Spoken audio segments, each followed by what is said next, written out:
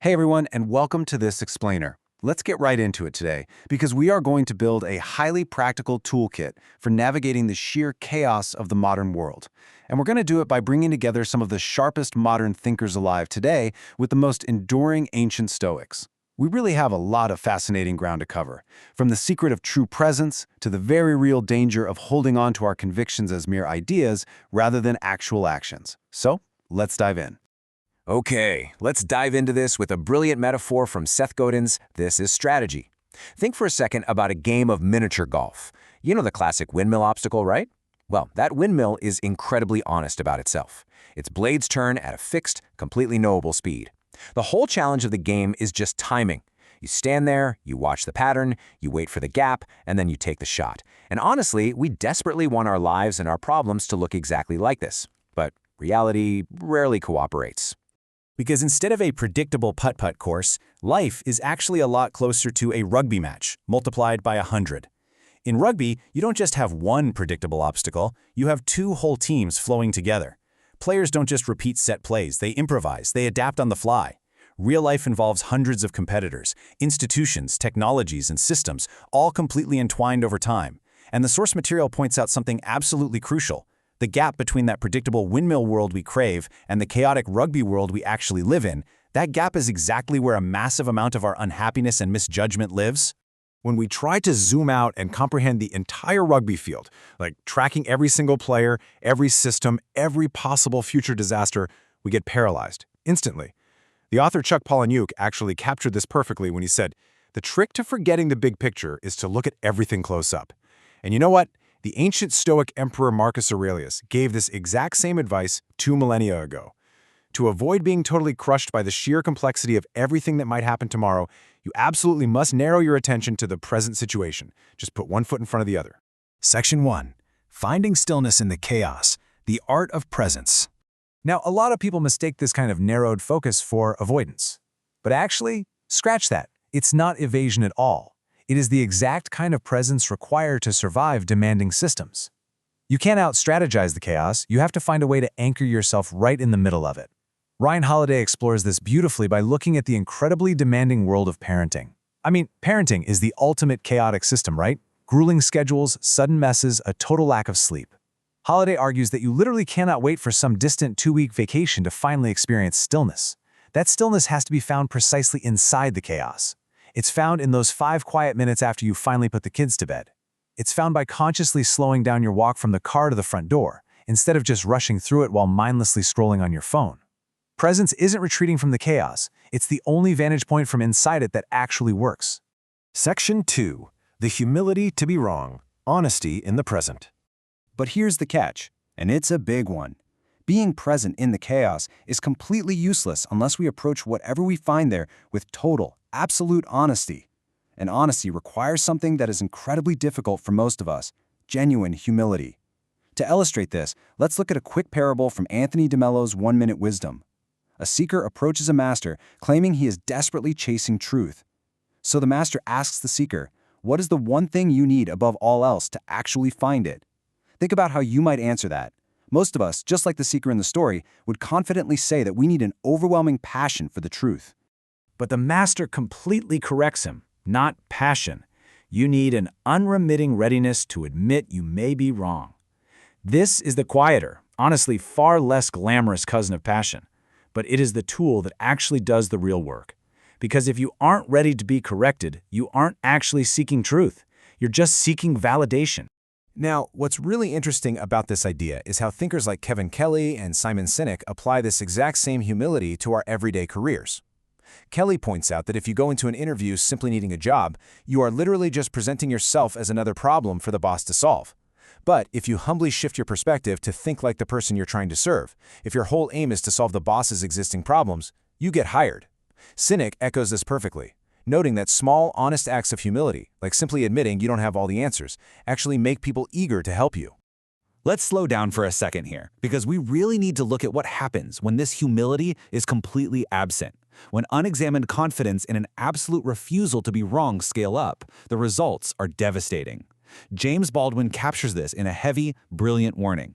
Confidence that is untethered from a readiness to be corrected doesn't just stay neutral. When it gets allied with power, it curdles into something actively dangerous on a societal level. Section 3. Turning words into deeds. Action over philosophy. This brings us to a critical pivot in our explainer. We've talked about philosophy, about presence, and about humility. But here is the hard truth. All of those concepts are completely useless if they never translate into actual deeds. The sources map out the narrative of Juneteenth to visually prove this gap. Look at the timeline of events. The Declaration of Independence declared all men equal in 1776. It took almost 90 years for the Emancipation Proclamation in 1863. And it took another 2 years until Union troops reached Texas in 1865 for the final enslaved people in the Confederacy to actually be freed. This history impartially illustrates a really dangerous reality. It takes a shockingly long time for beautiful words and stated values to become an actual, on-the-ground reality. So the crucial point is captured perfectly by Theodore Roosevelt's 1910 principle, acta non verba, deeds, not words. Roosevelt noted that words count for absolutely nothing except insofar as they represent acts. If our beliefs about presence, humility, or justice never become an action in the real world, they were never really convictions at all. They were just well-phrased hopes. Even the greatest philosophers were trapped in his gap. Marcus Aurelius and the early Stoics wrote beautifully about a society of equal laws and human liberty. Yet they lived in a slave society and did practically nothing to dismantle it. To his credit, Marcus Aurelius recognized his own hypocrisy, writing that you can commit an injustice by doing nothing also. He knew he was saying the right thing, but he also knew that merely saying it wasn't enough. We see this exact same gap between words and deeds in how we handle our own lives today, especially around money. Ryan Holiday notes that we constantly tell ourselves we're seeking financial security so we can be free to say no, free to live however we please. But the irony is, once we actually get that wealth, we rarely use it to be free. Instead, we become obsessed prisoners, entirely focused on keeping the wealth we just earned. The money literally becomes the very prison we sought to escape. The Stoic philosopher Seneca had a fascinating way of forcing his actions to align with his philosophy.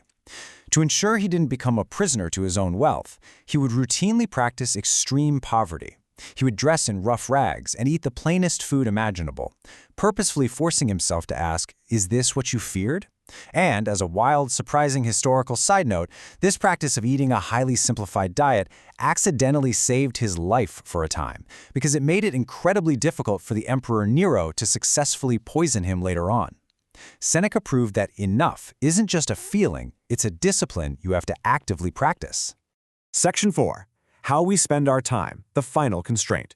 This leads us to the ultimate constraint on all of our actions: time.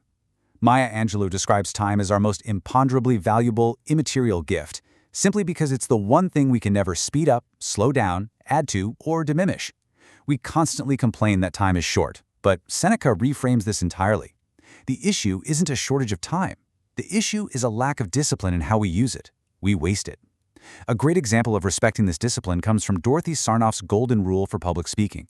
Make sure you have finished speaking before your audience has finished listening. That is a rule about respecting someone else's attention, which fundamentally means respecting their time. And this brilliantly illustrates how we can make this actionable in our own daily lives, through a quiet habit of looking at your goals twice a day. What is today's priority? Did you make time for work, for rest, for play, for gratitude? You really have to evaluate your time actively, making sure you're spending it on the things you actually claim to value. Leonardo da Vinci ties this all together perfectly. A well-spent day builds a well-used life. Ryan Holiday issues a very blunt warning about this. The stakes of how you use your time are not deferred to some distant future retirement or afterlife. The stakes are today's stakes. The way you spend this exact day is the exact way you're spending your life. Let's move to our final thought and see how this builds back to where we started. Remember that chaotic, unpredictable rugby field? We can't out-strategize the weather, the other players, or the entire complex world. But Buddha reminds us of the one contest that is actually available to us every single day: self-mastery. Conquering that massive gap between what you know you should do and what you actually do. The windmill of life is going to keep turning at its own fixed rate, whether you are ready for it or not. The chaos is going to remain. The only real question you have to answer today is this: When the gap finally opens right in front of you, will you have the focus and the humility to take the shot? Or will you waste the moment, standing there completely paralyzed by the rest of the course?